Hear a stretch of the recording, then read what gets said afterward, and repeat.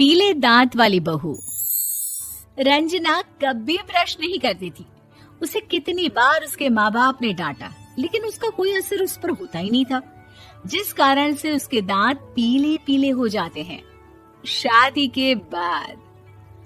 अरे बहू, वैसे तो तुझ में कोई कमी नहीं है, पर तेरे दांत इतने पीले कैसे हैं बेटा? कैसे मतलब? कोई सर्जरी थोड़ी ना कराई है। वो तो क्या नाम, मैं ब्रश नहीं करती थी तो पीले हो गए। अब क्या करूं? आप कहें तो लाल करवा लूं या फिर काले? यार ये क्या है, क्यों माँ से लड़ रही हो? लड़ रही हूँ? अरे मैं लड़ रही हूँ या ये बोल रही है कि दांत पीले हैं, पीले। अरे तपस्या थोड़ी ना की है इन्हें पीले करने के लिए। बकायदा ब्रश नहीं किया है 20 साल तक, तब जाकर। छी, कैसी बात कर रही हो? ये उस वक्त तो पीले नहीं थे जब हम लोग तुम्हें देखने आए थे। अरे तब साफ करवा लिया होगा डेंटिस्ट के पास जाकर। अब देखो कैसे पीले पीले लग रहे हैं। रंजना सास की तरफ गुस्से से देखती है। फिर शुरू हो गई पीले पीले पीले। अरे पीले तो तब भी थे जब मेरे हाथ का रसगुल्ला उड़ा उड़ा कर खा रही थी और बोल रही थी, लड़की नहीं गुणों का खजाना दे रहे भाई साहब आप। खैर, अब वो लोग करते भी तो क्या करते, पीले दांत वाली बहू पल्ले पड़ी थी तो झेलना तो था ही। एक दिन कीर्तन में रंजना गाना गा रही थी। अरे कमला बहन, माँ का द्वार है, यहाँ तो सब शुद्ध होकर आते हैं, फिर अपनी बहू को ब्रश भी नहीं करवाती तुम। दूर से पीले पीले दांत भक्ति में बाधा उत्पन्न कर रहे हैं। अरे कोई 2 साल के बच्चे थोड़ी ना लेकर आई हूँ मैं बहू बनाकर। अच्छी खासी लड़की है, अरे कैसे करवाऊं ब्रश? ये तो उसे खुद करना चाहिए ना। अब माँ बाप तो इसके जैसे तैसे निपटा दिए, ये नहीं सोचा कि सास कैसे संभालेगी। सास बहू को लेकर घर आ जाती है, लेकिन सोच लेती है कि अब इसे लेकर कहीं नहीं जाएगी। अगले रोज बहू कहती है, अरे क्या हो गया, मंदिर नहीं जाना क्या? कीर्तन का वक्त हो रहा है। मेरी मधुर वाणी से कान्हा जी जागते हैं और सोते हैं। आप तो जानती है ना उनकी भक्ति में कितना मन लगता है मेरा। वो क्या है ना, तबीयत ठीक नहीं लग रही है मेरी, आराम करूंगी मैं। तबीयत ठीक नहीं लग रही? अभी तो मिथुन के गाने पर नाच रही थी आप, और अब बोल रही है कि तबीयत ठीक नहीं लग रही। अरे भक्ति में मन लगा लो सासू माँ, ऊपर जाना है, क्या मुंह दिखाओगी आप? हाँ? सास को बहू की बात पर गुस्सा आ जाता है। मैं क्या मुंह दिखाऊंगी, इसकी चिंता तो ना कर, समझी? अपने मुंह की चिंता कर, जो ये पीले पीले दांत लेकर हर जगह पहुंच जाती है। पता है लोग कितना मजाक बनाते हैं। ना जी ना, मैं नहीं जाना कहीं तेरे साथ। तो ये बात है। कोई ना, मत जाओ, मैं अपने कमरे में ही बैठकर भक्ति कर लूंगी। ऊपर वाला दांत थोड़ी ना देखता है, मन देखता है, भावना देखता है। और अरे बस बस, तू सब कुछ दिखा, बस ये सफेद चमकदार दांत ना दिखाना किसी को, है? जा यहाँ से। बहू को सास की बात का कोई फर्क नहीं पड़ता, वो तो जैसी थी वैसी ही रह जाती है। सुबह नहाकर किचन में खाना बनाना, फिर खाना खाना, कीर्तन भजन करना और सो जाना। एक दिन, माँ जी मैं सहेली के घर जा रही हूँ, शाम को लेट आऊंगी। हाँ हाँ तो जाना, मैंने कौन सा तेरी आरती करनी है घर पर बैठकर। रंजना सहेली के घर जाती है, जहाँ वो पार्टी में जाने की तैयारी कर रही होती है।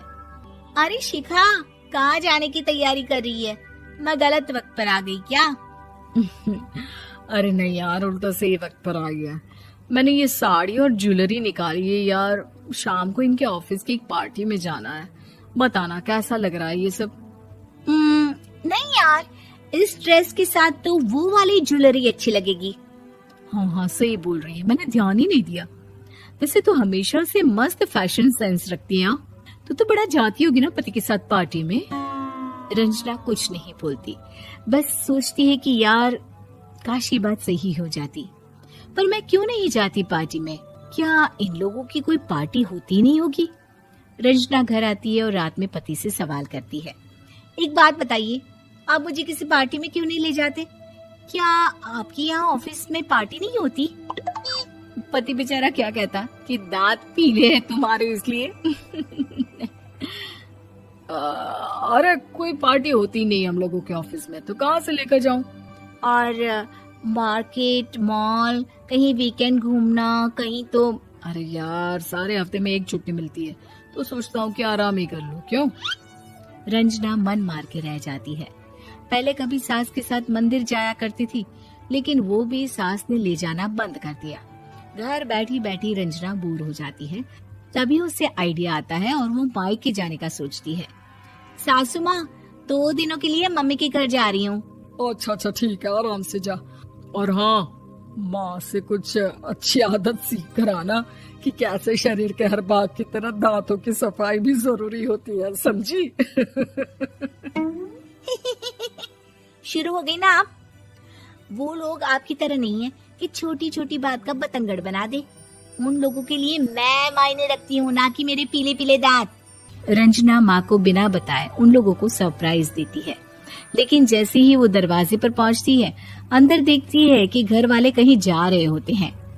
अब माँ, काश रंजना दीदी के दांतों वाली प्रॉब्लम नहीं होती, तो वो भी हम लोगों के साथ चलती ना बुआ जी की बेटी की शादी में।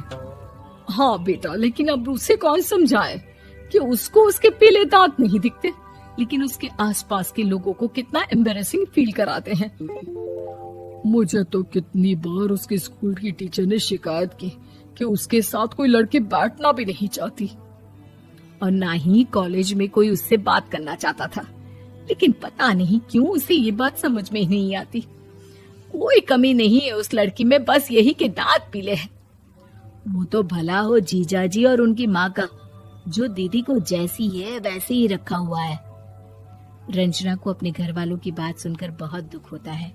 वो सोचती है कि वो क्या करे, लेकिन फिर वो सीधा डेंटिस्ट के पास जाती है, अपने दांत चमकाती है और कसम खाती है कि वो रोज ब्रश करेगी।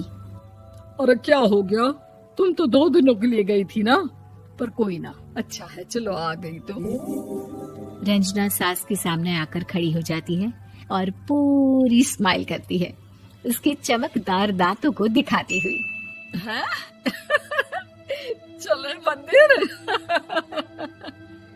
माँ, मुझे माफ कर दीजिए, मैंने आप लोगों को बहुत एम्बैरेसिंग फील करवाया।